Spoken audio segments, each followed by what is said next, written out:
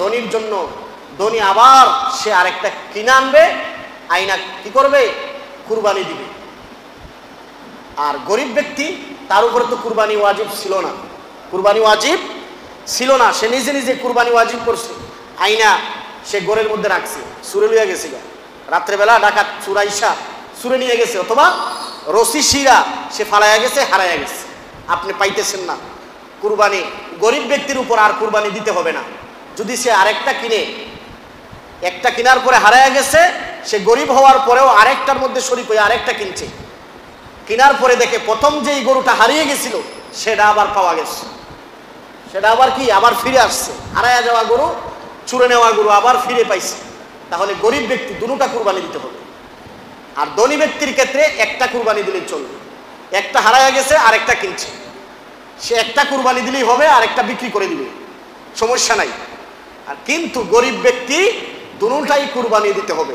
এখানে গরিব নিজের উপর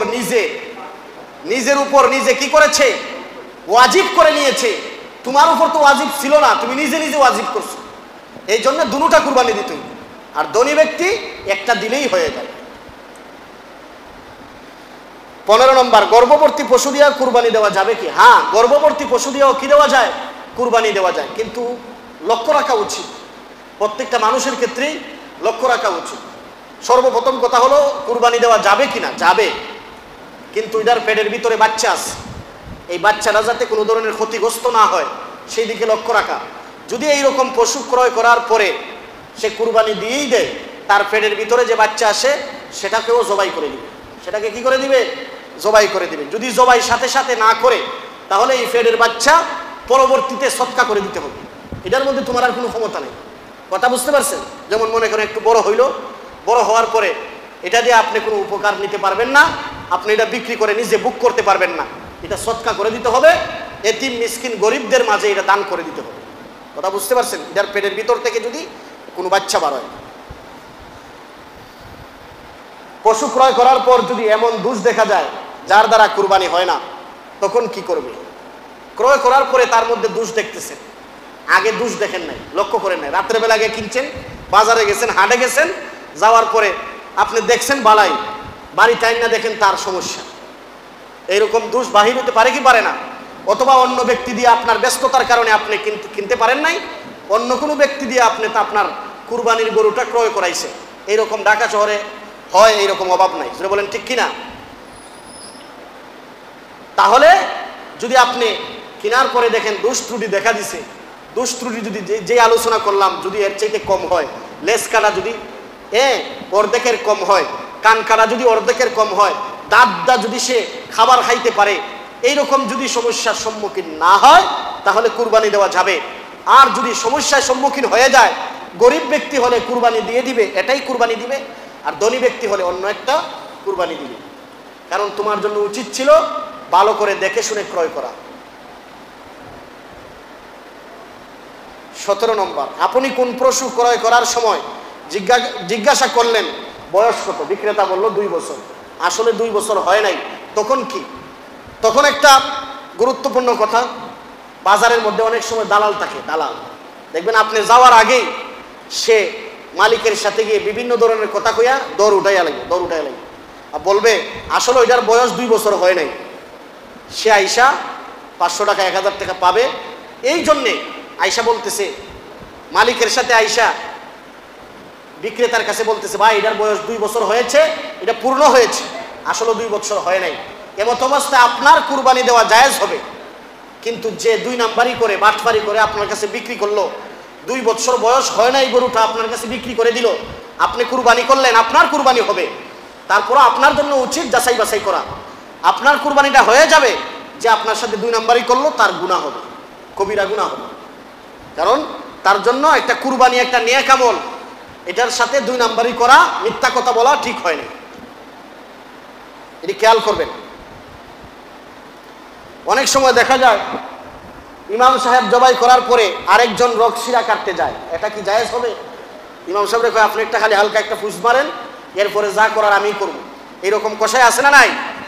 আরে আছে, কষাই আছে, হালকা একটা ফুস দেন, এরপরে আমি করবো না হুজুর, সমস্যা নেই। ইমাম সাহেব তো দোয়া পড়বে,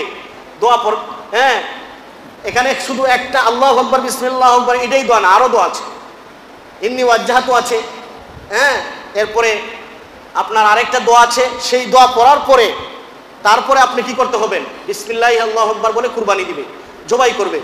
কিন্তু আরো যে 7 জন 8 জন গরুটারে ধরছে, অথবা আপনি জবাই করার পরে আরেকজন আইসা কি করতেছে, গরুর মধ্যে ফুস দিতেছে, ফাড়াফাড়ি করতেছে, সে বিসমিল্লাহ বলে নাই, তাহলে এটা ঠিক হবে না।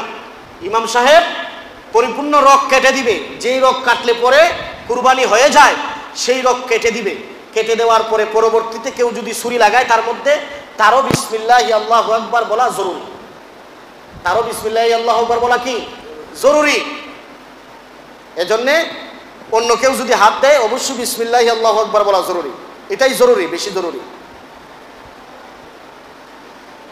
19 নম্বর, কুরবানির পশু দিয়ে উপকৃত হওয়া যাবে কি? কুরবানির পশু ক্রয় করে আনছেন, মনে করেন 1 সপ্তাহ আগে 2 সপ্তাহ আগে কিনা লাইছে, আজকে শুক্রবার, আগামী শুক্রবারের পরে শনিবারে ঈদ, আপনি আজকে গিয়েই গরু কিনা লাইছেন, 7 দিন 8 দিন 9 দিন বাকি, মনে মনে ভাবতেছেন এটা যখন দুধ দেয় দুধ খিরা খাই, অতই কাম সেরা নেই, জায়েজ হবে না। কুরবানির পশু দিয়ে কোনো ধরনের উপকৃত হওয়া জায়েজ নাই। হ্যাঁ, যদি দেখেন তার ভিতরে দুধ অনেক বেশি এবং এটার দ্বারা সে অশান্তি ভোগ করতেছে, দুধ জমা হয়ে গেছে এবং অশান্তি ভোগ করতেছে, দুধ যদি না খিরান তাহলে তার কষ্ট হয়, তখন এই দুধটা দহন করবেন, দহন করে সৎকা করে দিবেন, এটা আপনি খাইতে পারবেন না, এটা দান করে দিতে হবে, সৎকা করে দিতে হবে। 20 নম্বর, পশু ক্রয় করার পর শরীক মারা গেলে করণীয় কি? পশু ক্রয় করছেন 7 জনে মিল্লা, এর মধ্যে একজন মইরা গেছিল, এরকম হয় কি হয় না? হয়। এখন তার ওয়ারিশ আছে, ওয়ারিশটা তার অংশের মালিক হয়ে গেছে, ওয়ারিশটা তার অংশের কি হয়ে গেছে? মালিক হয়ে গেছে। ওয়ারিশদের কাছ থেকে অনুমতি নিতে হবে যে তোমার বাবার এই অংশ 20,000 30,000 টাকা দিয়ে শরীক হইছে, দেখো তোমরা এখন কুরবানি দিমু নাকি তোমাদের টাকা দিয়ে দিমু। তারা যদি টাকা চায় তাদেরকে টাকাই ফেরত দিতে হবে। তারা যদি বলে যে না বাবা পরিশ্রম করে কষ্ট করে টাকা জমায়া সেই টাকা কুরবানির জন্য দিচ্ছে, এটা আমরা নিব না, কুরবানি দিয়ে দেন, তাহলে তাদের অনুমতি নিয়ে কুরবানি দিয়ে দিবেন। যাই হোক, আজকে এই 20টাই থাক। আল্লাহ তাআলা আমাদেরকে যেই কথাগুলা বললাম পশু ক্রয় করার আগে, এইগুলা দেইখা শুইনা তারপরে শরিকানা মিল করতে গিয়ে এরপরে হারাম খায় কিনা, নিয়ত সহি কিনা, নামাজি কিনা, যেই বিষয়গুলা বললাম প্রাসঙ্গিকভাবে কার সাথে শরিক হবেন, এই সবগুলা বিষয়ে সমন্বয় হয়ে নিজের সাথে নিজে পরামর্শ করে তারপরে শরিকারা কুরবানি দেওয়ার তৌফিক আল্লাহ দান করুন। সকলে বলেন আমিন।